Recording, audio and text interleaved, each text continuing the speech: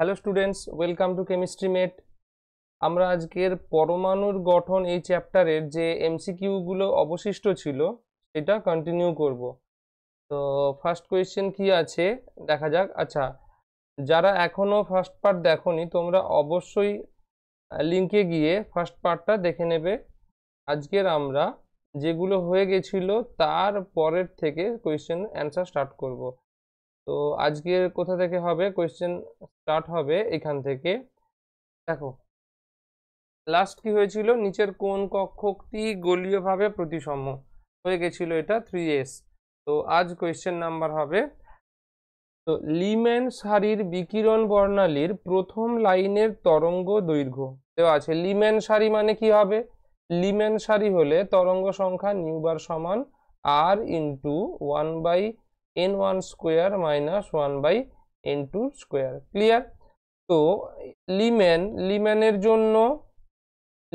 জন্য কি হয়, n1 ইকুয়াল টু 1। ফর বামার হলে n1 ইকুয়াল টু 2, এইভাবে চলতে থাকে। তো r ইন্টু 1/1 স্কোয়ার মাইনাস, দেখো বলেছে প্রথম লাইন মানে এইভাবে যদি আমরা লাইন, এটা n ইকুয়াল টু 1, এটা n ইকুয়াল টু 2, তাহলে প্রথম লাইন কি হবে? এইটা হবে নিশ্চয়ই। বা এখান থেকে এটা 2 থেকে 1 বা 1 থেকে 2, তাহলে এখানে আমরা n2 এর ভ্যালু কত লিখবো? 2 স্কোয়ার। তো r ইন্টু 1 মাইনাস 1/4 বা r ইন্টু 3/4, বা আমরা কি লিখতে পারি, এদিকে ইকুয়াল দেব 3r/4। এটা গেল তরঙ্গ সংখ্যা, এটা গেল তরঙ্গ সংখ্যা। কিন্তু এখানে কোয়েশ্চেন হচ্ছে তরঙ্গ দৈর্ঘ্য। আমরা একটা সম্পর্ক জানি, তরঙ্গ দৈর্ঘ্য ল্যামডা ইকুয়াল টু 1 তরঙ্গ সংখ্যা। তো এখান থেকে কি লিখতে পারি, তরঙ্গ সংখ্যা দেওয়া আছে 3r/4। তো তরঙ্গ দৈর্ঘ্য ল্যামডা ইকুয়াল টু কি হবে, 4/3r। ক্লিয়ার?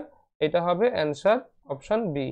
নেক্সট কোয়েশ্চেন, নিচের কোন ধাতব মৌলটি সহজে ফটো ইলেকট্রিক প্রভাব দেখায়? ফটো ইলেকট্রিক প্রভাব দেখাবে কে? সিজিয়াম। এটা আমরা সবাই জানি, কারণ এর তড়িৎ ধনাত্মকতা সব থেকে বেশি। এটা কি হবে, সর্বোচ্চ তড়িৎ ধনাত্মক। ক্লিয়ার? কোন শ্রেণীতে আছে সিজিয়াম? গ্রুপ 1। এখানে আর কে কে আছে? হাইড্রোজেন আছে, লিথিয়াম আছে, সোডিয়াম আছে, পটাশিয়াম, রুবিডিয়াম, দেন সিজিয়াম, দেন ফ্রান্সিয়াম। সিজিয়াম আর কি হিসেবে ব্যবহার করা হয়? ফটো ইলেকট্রিক কোষে ব্যবহার করা হয়। ফটো ইলেকট্রিক কোষ, বা আমরা বলতে পারি ফটো ইলেকট্রিক মানে আলোক তড়িৎ কোষ। ফটো ইলেকট্রিক সেল বা আলোক তড়িৎ। চলো এবার নেক্সট কোয়েশ্চেন। কোন কক্ষপথে ইলেকট্রনের কৌণিক ভরবেগ দেওয়া আছে কত? √L into L+1 into h/2π। ঠিক আছে, কৌণিক ভরবেগ হলে। এস ইলেকট্রনের জন্য কি হবে, আমরা জানি এল এর মান যদি 0 হয়, এল এর মান 1 হলে p, এল এর মান 2 হলে 3, ডি, এল 3 হলে এফ। ঠিক আছে, তো এখানে এল এর ভ্যালু কত বসাবো? 0 ইন্টু 0 ইন্টু √0 ইন্টু 0+1 মানে 0, তো হবে 0।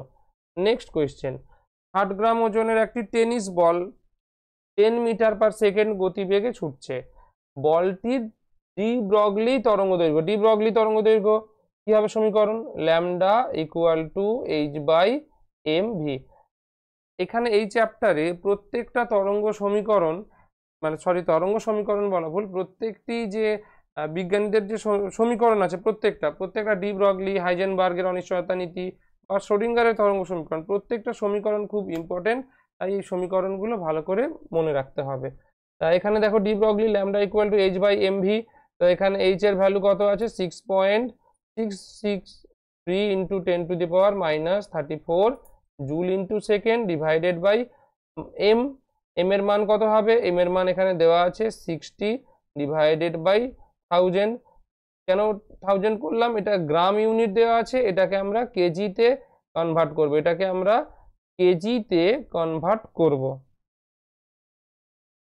এটাকে আমরা কেজিতে কনভার্ট করব। ঠিক আছে, তো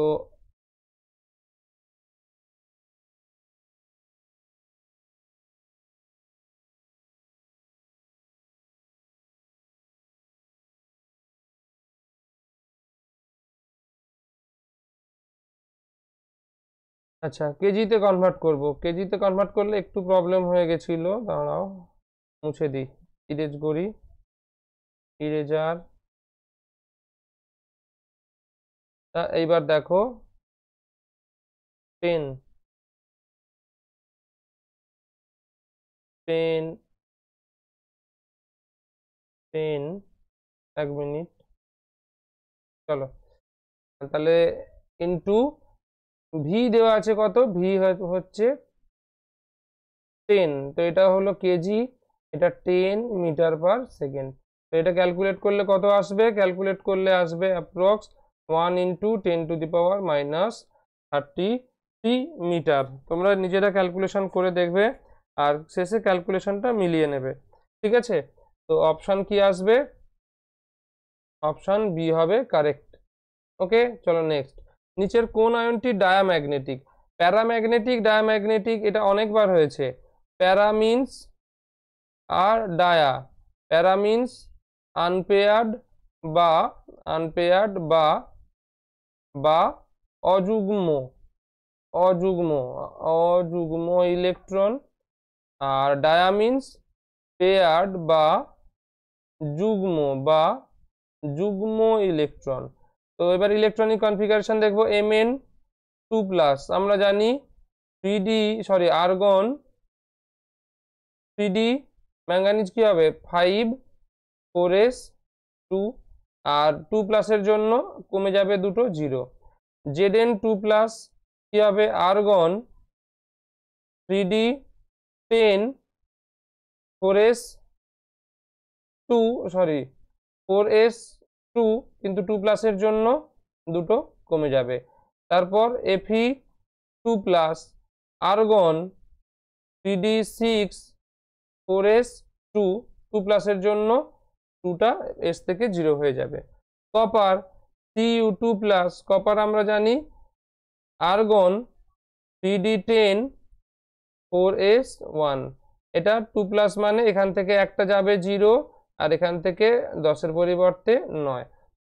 তো এখানে বলেছে কোনটি ডায়াম্যাগনেটিক? ডায়াম্যাগনেটিক আমরা দেখলাম জিঙ্ক, কারণ এখানে ডি সম্পূর্ণ পূর্ণ আছে আর বাকিগুলোতে অযুগ্ম ইলেকট্রন আছে। 1 2 3 4 5 6 7 8 9 10।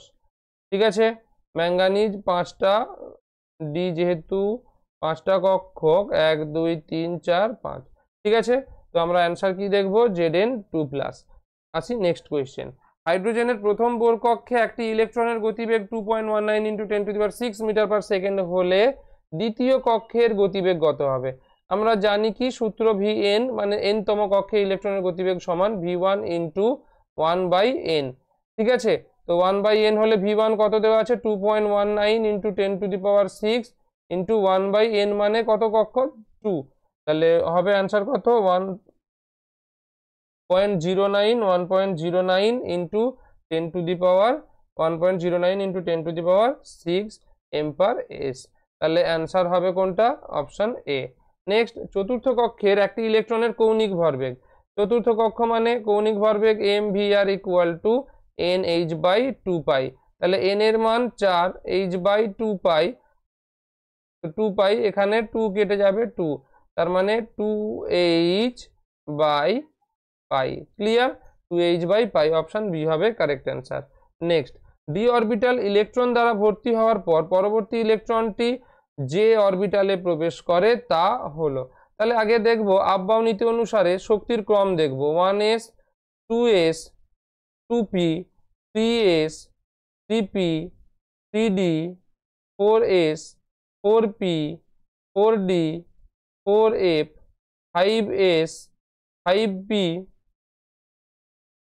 5d 5f 6s 6p 6d 6f। তাহলে শক্তির ক্রমটা কি হচ্ছে 1s 2s 2p 3s 3p। আচ্ছা এইভাবে 3s এর পর 3p তারপর 4s তারপর 4s তারপর দেখো 3d 4p তাহলে 3d 4p তারপর 5s। এখানে কি বলেছে 3d ইলেকট্রনের পর সরি 3d অরবিটালের পর কোন অরবিটালে ইলেকট্রন প্রবেশ করবে। 3d এর পরে দেখো 3d এর পরে আছে 4p তে ইলেকট্রন প্রবেশ করবে, কারণ এটা কিসের নীতি আফবাও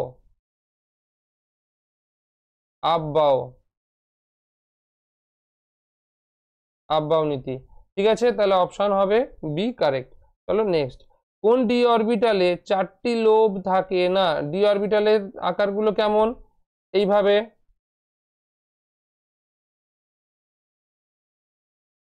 প্রথমে কি হয় ডি এক্স ওয়াই মানে ঠিক মাঝামাঝিতে থাকবে, এটা আমরা এক্স এটা ওয়াই নিতে পারি। ডি ওয়াই জেড কি হবে, এটা যদি আমরা ওয়াই এটা জেড ধরি এইভাবে হবে। আচ্ছা ডি এক্স জেড কি হবে, এটা আমরা এক্স এটা জেড ধরলে ঠিক মাঝামাঝিতে অবস্থিত হবে। D X square minus Y square, এটা এক্স এটা ওয়াই হলে এই রকম অক্ষ বরাবর লোবগুলি উপস্থিত থাকবে। আর ডি জেড স্কোয়ার কোনটা হবে এইটা। ঠিক আছে, তাহলে এটা কটা লোব হচ্ছে 1 2 দুটি লোব হচ্ছে ডি জেড স্কোয়ার, এটা কি ডি জেড স্কোয়ার। ক্লিয়ার। আসি নেক্সট কোয়েশ্চেন, কোনো ইলেকট্রনের m ইকুয়াল টু 3 হলে তাকে পাওয়া যাবে m ইকুয়াল টু 3। দেখো m ইকুয়াল টু +3 আছে, তার মানে অবশ্যই এটা হতে পারে কিসে l ইকুয়াল টু 4 3 পসিবল গুলো বলছি, l ইকুয়াল টু 4 অথবা 3 যদি হয় বা তার থেকে 4 এর থেকে বেশি মানে 3 থেকে বেশি l ইফ l এর ভ্যালু গ্রেটার দেন 3, তাহলে m equal to +3 possible.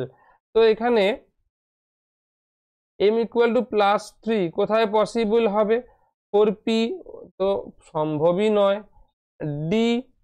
D হলে কি হবে, ডি হলে আমরা জানি l এর মান কত হবে 0 হলে s, p হলে 1, d হলে 2, তার মানে 3 হবে না, তাহলে ডি এটাও হবে না, এস হবে না, এফ কক্ষে যে কোনো এফ উপকক্ষে। ক্লিয়ার, তাহলে অপশন হবে ডি। যে অরবিটালের ক্ষেত্রে এল ইকুয়াল টু 2 এবং এম ইকুয়াল টু 0 তার আকৃতি কি। এল ইকুয়াল টু 2 মানে এস পি ডি 0 1 2, তাহলে D equal to 2, D equal to sorry মানে এল ইকুয়াল টু 2 হলে অবশ্যই ডি অরবিটাল। এখনই অরবিটালগুলোর শেপ আঁকলাম, এটা নয় এটাও নয় এটাও নয়, ডাম্বেল আকৃতিরই হবে, এছাড়া আর কিছু নেই। বেশ, নেক্সট, নিউক্লিয়াসের ব্যাসার্ধ পরমাণুর ব্যাসার্ধ। নিউক্লিয়াসের ব্যাসার্ধ আর পরমাণুর ব্যাসার্ধ আমরা জানি 10⁻⁻8, এটা হচ্ছে পরমাণু, আর নিউক্লিয়াস হচ্ছে 10⁻⁻13 সম্ভবত এইরকম কোনো হবে। তো তাহলে কত গুণ হচ্ছে, প্রায় আমরা দেখব 10⁻⁻5 গুণ, 10⁻⁵ গুণ। চলো নেক্সট কোয়েশ্চেন, কোন কণাটি নিউক্লিয়াস সমূহের একসাথে থাকার জন্য, এটা হচ্ছে কি আমরা জানি মেসন কণা, পাই মেসন কণা আদান প্রদান ঘটে, তার ফলে কি হবে নিউট্রন প্রোটনে রূপান্তর হবে, আবার প্রোটন নিউট্রনে রূপান্তর হবে, কিসের জন্য মেসন কণার জন্য। আচ্ছা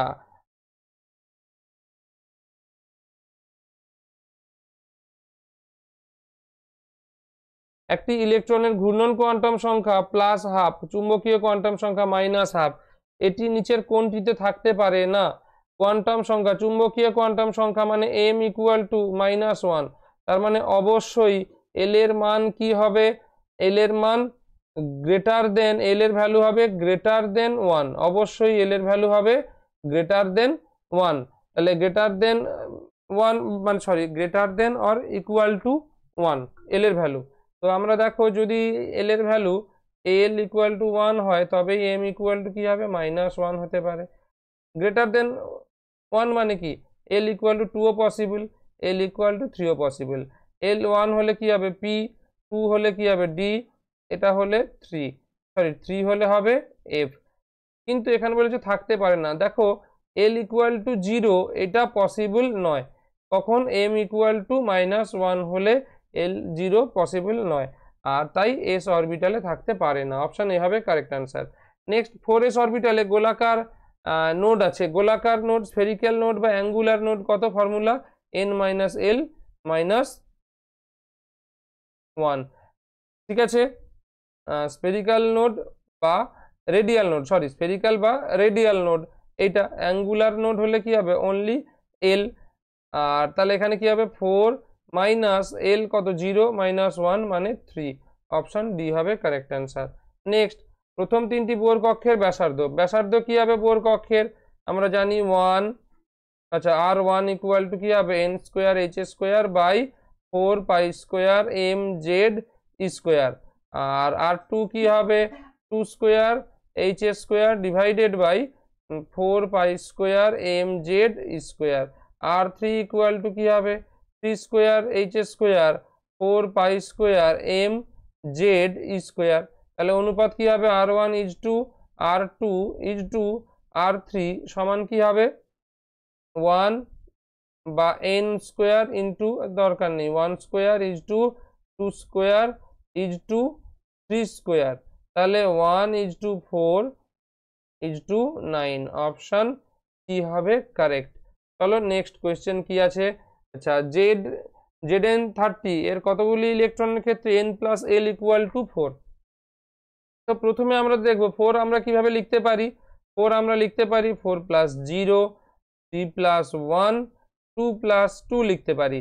দেখো এটা n এটা l, তার মানে n আর যদি ভ্যালু 4 হয় তাহলে 4 হলে এখানে কি হবে s পসিবল, n যদি 3 হয় এটা t এটা পসিবল, আর 2 হলে সরি এটা 2 আর 2 হলে কি হবে n2 হলে 2 t এটা তো পসিবল নয়, তার মানে 4s আর 3p। জিঙ্কের কতগুলো ইলেকট্রন বসতে পারে, জিঙ্কের এবার electronic configuration 1s2 2s2 2p6 3s2 3p6 4s2 3d10 30 2 4 6 10 6 18 2 20 10 30, ঠিক আছে। তাহলে এবার 4s এ কতগুলো আছে দুটো, আর 3p তে কতগুলো আছে 6টা, তাহলে মোট কতগুলো হবে 8টা ইলেকট্রন, ক্লিয়ার। এবার নেক্সট কোয়েশ্চেন, কে এর কতগুলি ইলেকট্রনের n ও l এর মান যথাক্রমে 4 আর 0, তাহলে কে পটাশিয়াম, এর আগে ইলেকট্রন বিন্যাস লিখবো 1s2 2s2 2p6 3s2 3p6 4s1, তো জানি আমরা দেখো n এর ভ্যালু 4 আর l এর ভ্যালু 0 মানে কি 4 আচ্ছা আর এটা l 0 মানে s, 4s এ কতগুলো আছে একটাই ইলেকট্রন আছে, অপশন বি হবে কারেক্ট। নেক্সট কোয়েশ্চেন, Fe2+ আয়নের ডি ইলেকট্রনের সংখ্যা, তো আগে Fe2+ আয়নের ডি ইলেকট্রন ক্যালকুলেট করব, Fe2+ আমরা জানি 26, কত হবে 1s2 2s2 2p6 3s2 3p6 3 আচ্ছা 4s2 3d10, তো Fe2+ আছে মানে অবশ্যই s থেকে দুটো ইলেকট্রন আউট হয়ে যাবে, তাহলে আমরা লিখতে পারি আর্গন আর 4s0 3d, সরি Fe2+ 10 কেন হবে, সরি 3d6 হবে,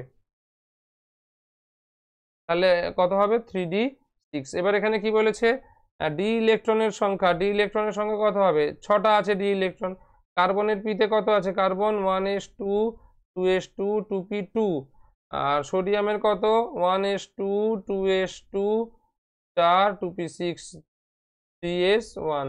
chlorine 1s2 2s2 2p6 3s2 3p5। তাহলে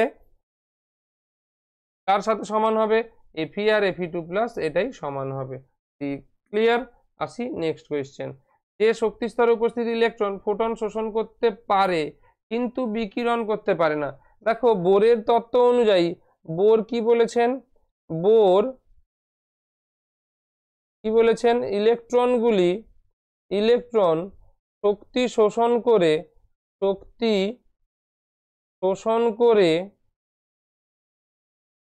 উচ্চ শক্তি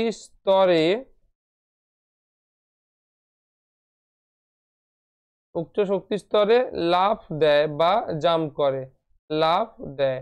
তাহলে এখানে দেখো কে জাম্প করতে পারবে, 1s জাম্প করতে পারবে 2s 2p, আচ্ছা 2s জাম্প করতে পারবে 3s 4s, 2p এ জাম্প করতে পারবে কিসে 3p, 3d এও জাম্প করতে পারবে 4d, ঠিক আছে, উঠতে পারবে, কিন্তু বিকিরণ করে না। দেখো আবার যদি এরা বিকিরণ করে শক্তি তখন নিচে নেমে আসবে, বিকিরণ করলে আবার 3p থেকে 2p তে নেমে আসবে, 2s থেকে আবার 1s এ নেমে আসতে পারে, কিন্তু 1s এ আর নামার কোনো জায়গা নেই। অর্থাৎ 1s এর ক্ষেত্রে কেবলমাত্র ইলেকট্রনের শোষণই হবে, ইলেকট্রনের কোনো বিকিরণ হবে না, ঠিক আছে। কেন? আর এর থেকে কম শক্তি কোনো অরবিটাল নেই, ঠিক আছে। তাহলে অপশান এ হবে কারেক্ট অ্যান্সার, ঠিক আছে। তো এরপরেও আরো অনেক কোয়েশ্চেন আছে, কিন্তু আমরা কোয়েশ্চেনগুলো ডিসকাস করতে পারবো না কারণ সময়ের অভাব। আবার আমরা নেক্সট পার্টের জন্য ভিডিও রেডি করব।